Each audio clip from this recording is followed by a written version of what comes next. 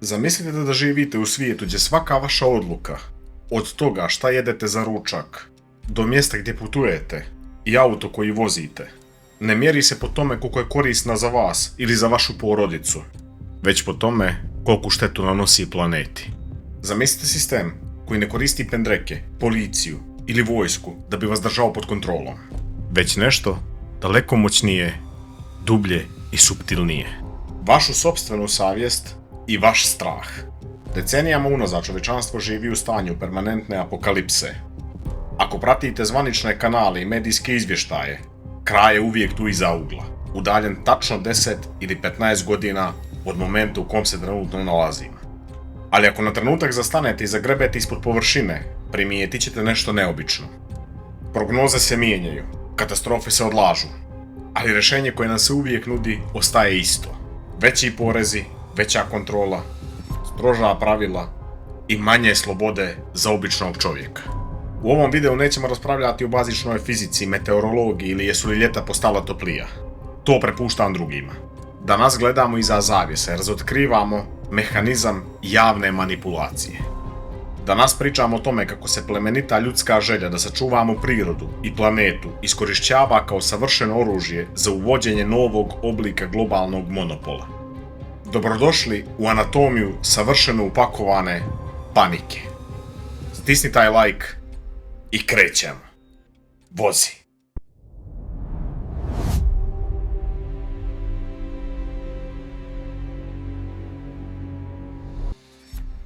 Da bismo razumjeli kako današnji sistem funkcioniše, vratit ćemo se malo unazad, da pogledamo kako je sam jezik evoluirao. Jezik je naime glavno oruđe svakog inženjeringa ljudskog ponašanja. Ako kontrolišete riječi koje ljudi koriste, kontrolišete način na koji razmišljaju. Tokom 70. godina prošlog vijeka, vodeći svjetski mediji i grupa tadašnjih naučnika bili su u paničnom strahu od globalnog hlađenja. Tvrdilo se da zagađivanje vazduha i prašina blokiraju sunčeve zrake, da temperature nezaustavljivo padaju i da nam prijeti novo ledeno doba. Predviđala se masovna glad svjetskih razmjera do 90. godina. Kada se to nije dogodilo i kad su temperature počele prirodno da osciliraju, narativ je morao hitno da se prilagodi. Krajem 80. i tokom 90. fokus se dramatično mijenja. Novi termin koji preko noći ulazi u svaku kuću je globalno zagrijavanje. Svijetu su predstavljeni precizni računarski modeli koji su tvrdili da će do 2015. ili 2020. nivo mora porasti toliko da će gradovi poput New Yorka, Londona ili Venecije biti potpuno potopljeni, a da će snježni prekrivač na planinama postati stvar prošlosti. Međutim, priroda je izuzetno kompleksan sistem koji često odbija da se povinuje kompjuterskim simulacijama. Kada su stvarni podaci sa terena pokazali da se procesi ne odvijaju brzinom kojom je predviđeno i da su neki dijelovi planete zapravo zabilježili rekordno hladne zime, kreatori javnog mnijenja su se našli u problemu. Ako mediji najave globalno zagrijavanje, a ljude na terenu pogodi istorijska mećava, povjerenje javnosti opada. Zato je napravljen genijalni lingvistički manevar. Pojam globalno zagrijavanje je bez velike pompe zamijenjen pojmom klimatske promjene. Razmislite na trenutak o moći ove nove fraze. Klimatske promjene. Klima se po svojoj samoj definiciji mijenja oduvijek kroz istoriju Zemlje. To znači da je sada svaki vremenski događaj postao direktan dokaz ove teorije. Ako je ljeto pretoplo, to su klimatske promjene. Ako je ljeto hladno i kišovito, i to su klimatske promjene. Ako zimi ima previše snijega, ili ako snijega nema uopšte, krivac je uvijek isti. Kada imate termin koji objašnjava apsolutno sve, vi zapravo imate termin koji ne objašnjava apsolutno ništa, ali služi kao savršeni emotivni džoker. Danas smo otišli još korak dalje, više se ne koristi čak ni klimatske promjene. Danas mediji i političari svakodnevno koriste riječ poput klimatska kriza, klimatska vanredna situacija ili klimatski kolaps. Zašto? Zato što riječ promjena zvuči neutralna. Sa druge strane, riječ kriza zahtijeva hitne radikalne promjene. A hitne mjere u političkom svijetu uvijek znače suspendovanje normalnih pravila, zakona, ekonomske slobode i javne debate. Sljedeći put kad upalite televizor i pogledate vremensku prognozu, sklonite na trenutak pažnju sa samih brojeva i obratite pažnju na boje koje se koriste na mapi. Ovo je vizualna manipulacija najvišeg nivoa. Decenijama su ljetnje temperature grafički prikazivane neutralnim, toplim, žutim ili svijetlo-narančastim tonovima. Danas običan sunčan ljetnji dan sa temperaturom od 32 stepena prikazan je na mapi kao ratna zona. Sve je obojeno u tamno-crvenu, ljubičastu ili čak crnu boju, vizualno sugerišući javnost da sve gori. Cilj ove estetike jeste konstantno održavanje ljudskog mozga u stanju stalne napetosti i anksioznosti. Kada je čovjek uplašen, njegov racionalni logički dio mozga se gasi i primat preuzima nagon za preživljavanje. Uplašen čovjek ne postavlja logička pitanja. Uplašen čovjek ne analizira procente i ugovore. Uplašen čovjek traži spasitelja i prihvata bilo koje rješenje koje mu autoritet ponudi, bez obzira koliko ga to rješenje košta novca i slobode. Najteža i najtužnija posljedica ovog dugogodišnjeg psihološkog inženjeringa jeste ono što psihijatri danas širom svijeta zvanično kategorišu kao klimatska anksioznost. Čitave generacije mladih ljudi i djece odrastaju u dubokom uvjerenju da svijet u kome žive bukvalno neće postojati za 20 godina. Odgajani su pod strašnim teretom krivice da je samo njihovo postojanje, njihov rad, njihov život i njihov izdisaj ugljen dioksida direktna prijetnja po opstanak planete. Ali dok se običnim ljudima i djeci svakodnevno serviraju priče o apokalipsi, postavlja se ključno pitanje: šta zapravo rade ti koji te narative kreiraju i finansiraju? Dovoljno je da pogledate velike svjetske ekonomske i političke forume. Isti ti lideri, milijarderi, direktori velikih tehnoloških kompanija i hollywoodske zvijezde koji sa blještavih govornica poručuju javnosti da planeta gori i da običan čovjek mora radikalno da smanji svoju potrošnju. Na te iste ekološke konferencije dolaze stotinama privatnih aviona. Isti oni koji svojim izvještajima tvrde da će nivo svjetskih mora dramatično porasti i potopiti sve obale svijeta. Bez ikakvog straha kupuju luksuzne megavile vrijedne desetine miliona dolara upravo na samoj obali mora. Njihovi postupci nam govore sve što treba da znamo. Oni su u svom stvarnom životu uopšte ne plaše svojih predviđanja. Oni znaju da pravila koja kreiraju ne važe za njih. Ona su dizajnirana za nas.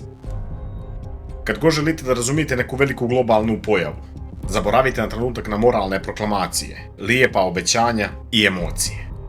Isključivo pratite trag novca. Ko zapravo finansira, gura i profitira ono što se danas moderno zove zelena agenda?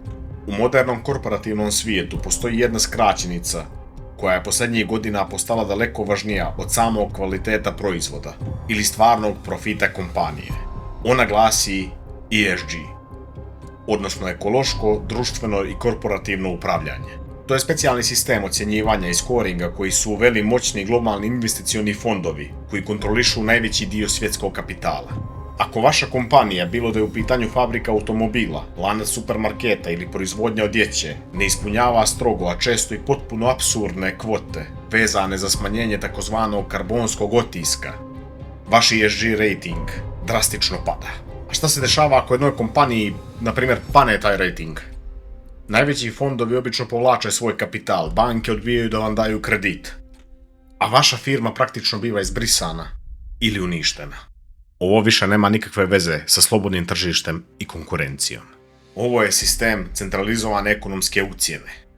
Velike kompanije ne postaju zelene zato što su odjednom razvile duboku empatiju prema prirodi, već zato što imaju ekonomski pištolj prislonjen uz čelo.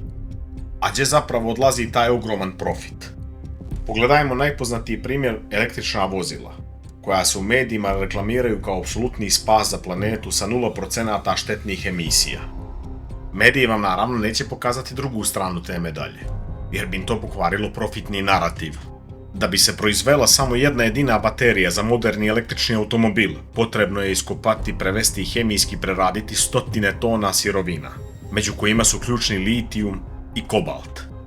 Najveći dio svjetskog kobalta dolazi iz rudnika u siromašnim afričkim zemljama, gdje hiljade ljudi, uključujući i djecu, radi u nehumanim uslovima, udišući visokotoksičnu prašinu za jedva nekoliko dolara dnevno. Zatim, kad taj skupocjeni automobil stigne na bogato zapadno tržište, njegova baterija se puni strujom, koja u većini zemalja svijeta i dalje dominantno dolazi iz klasičnih termoelektrana na ugalj i gas.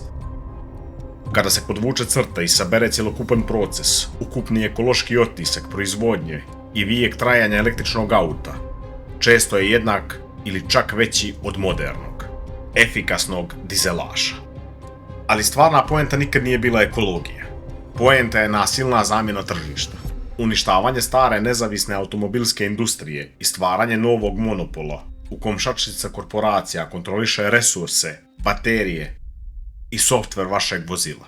Vozila koje sa distance mogu da vam ugase jednim klikom ako niste slučajno platili neku od ekodadžbina. Najnovija, ujedno i najopasniji front ove agende jeste direktan napad na poljoprivredu i proizvodnju hrane. Širom Europe i svijeta vlade uvode drastične zakone o smanjenju upotrebe azotnih đubriva i prisilno smanjenju stočnog fonda. Pod bizarnim izgovorom da domaće životinje i tradicionalna poljoprivreda previše zagađuju atmosferu gasovima. Razmislite o ovoj logici. U momentu kad se svijet suočava sa velikom ekonomskom nestabilnošću i inflacijom, donose se političke odluke o zatvaranju hiljada porodičnih farmi koje generacijama hrane stanovništvo. Ko popunjava tu prazninu na tržištu? Isti oni investicioni fondovi koji ulažu milijarde dolara u laboratorije za proizvodnju vještačkog i sintetičkog mesa i alternativne hrane na bazi insekata. Kada kontrolišete energiju, vi kontrolišete državu. A kada kontrolišete hranu, vi kontrolišete svakog pojedinačnog čovjeka na svijetu. Dolazimo do ključnog pitanja ovog istraživanja. Šta je cilj ovog masovnog, koordinisanog narativa? Šta je takozvana krajnja igra? Odgovor leži u potpunoj transformaciji našeg svakodnevnog života kroz koncepte koji na papiru zvuče lijepo, moderno i humano, ali u stvarnosti kriju opasnu pozadinu. Jedan od njih je koncept koji se sve više promoviše u velikim metropolama. Koncept 15-minutnih gradova. Urbanisti nam to predstavljaju kao ekološki raj na zemlji. Vizije u kojoj vam je sve što vam treba u životu, vaš posao, prodavnica, ljekar, škola i park, udaljeno svega 15 minuta hoda ili vožnje biciklom od vašeg praga. To zvuči sjajno i praktično. Ali u praksi u gradovima koji već uveliko testiraju ove sisteme postavlja se masovna tehnološka infrastruktura, pametne kamere sa prepoznavanjem lica i elektronske kapije na putevima. Ako želite da svojim automobilom napustite svoju definisanu zonu više od nekoliko puta mjesečno, bit će vam potrebna digitalna dozvola ili ćete morati da platite visoku kaznu. Sve to naravno u ime smanjenja emisije štetnih gasova i zaštita sredine. Sljedeći završni korak jeste direktno povezivanje vašeg svakodnevnog ponašanja sa vašim ličnim financijama.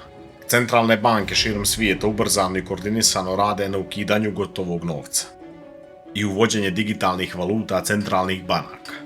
Za razliku od fizičkog keša koji imate u novčaniku, digitalni novac je potpuno programibilan.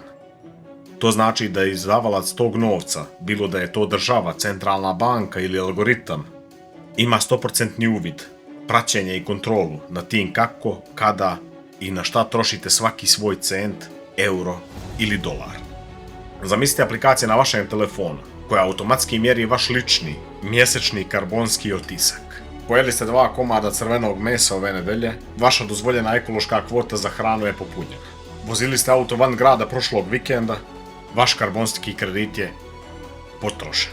Kada se taj limit spoji sa programibilnim digitalnim novcem, sistem može potpuno, automatski, bez ljudskog posredovanja da vam blokira mogućnost kupovine goriva na pumpi, avionske karte ili određenih namirnica u prodavnici, sve dok ne uđete u sljedeći kalendarski mjesec. Ovo više nije nikakva teorija, niti naučna fantastika iz nekih distopijskih filmova. To je sistem socijalnog kredita, koji se u nekim dijelovima svijeta već koristi za kontrolu stanovništva. Samo što se on na zapadu ne uvodi pod paravanom političke ideologije, već pod paravanom spasavanja svijeta. Strah je jedina emocija koja je dovoljno jaka da natjera slobodne ljude da dobrovoljno i sa olakšanjem uđu u jedan ovakav digitalni kavez. Video o digitalnom euru sam radio u jednom od prošlih klipova. Ako niste, pogledajte, link će biti u opisu videa. Da budemo potpuno jasni i otvoreni na samom kraju, prirodu treba čuvati. Niko normalan ne želi zagađene rijeke, planine pune smeća, plastiku u okeanima i zagađen vazduh koji udišu čak i naša djeca. Istinska izvorna ekologija je plemenita, duboko lokalna i prirodna ljudska dužnost. To je dužnost svakog od nas da iza sebe ostavimo čistiji i ljepši svijet nego što smo ga zatekli kad smo se rodili. Ali postoji ogromna nepremustiva razlika između stvarne brige o prirodi i slijepog naivnog vjerovanja agresivnoj korporativnoj propagandi koja koristi vaš strah od smaka svijeta da bi vam korak po korak oduzela ljudska prava, privatnu imovinu i slobodu kretanja. Pravi ekolozi ne lete privatnim avionom na luksuzne večere i ne ucjenjuju čitave države i narode glađu i gašenjem poljoprivrede. Najmoćnije oružje koje imate protiv ove globalne propagande nije ćutanje, a nije ni bijes. To je vaše sopstveno trijezno kritičko mišljenje. Kad god vidite da mediji, političari i svi donose jednoglasnu odluku, kad god agresivno šire paniku i traže od vas da svoju slobodu zamijenite za neki viši cilj, zastanite, udahni duboko i skloni emocije po strani. Pogledaj ko finansira taj narativ. Ko na kraju drži ključeve i profite rješenja koje vam se nudi. Svijet se mijenja oduvijek kroz istoriju i mijenjat će se. Ako vašu slobodu domislite svojom glavom, da se slobodno krećete i da sami birate svoj put, jednom predate u ruke uplašenog i izmanipulisanog kolektiva, ona se više nikad neće vratiti. Razmišljajte svojom glavom, istražujte sami i, iznad svega, pratite trag novca. Ako vam je ova analiza otvorila novu perspektivu, podijelite se ljudima do kojih vam je stalo i ostavite svoje mišljenje u komentarima ispod. Vaše mišljenje mi mnogo znači. Pored toga, možete da stisnete subscribe i tako ćete podržati rad mog kanala, gdje ću moći češće i kvalitetnije da izbačam ovakve sadržaje. I hvala vam od srca što ste izdvojili vrijeme i pogledali ovaj video. Do sljedećeg viđenja, ostanite slobodni. Pozdrav!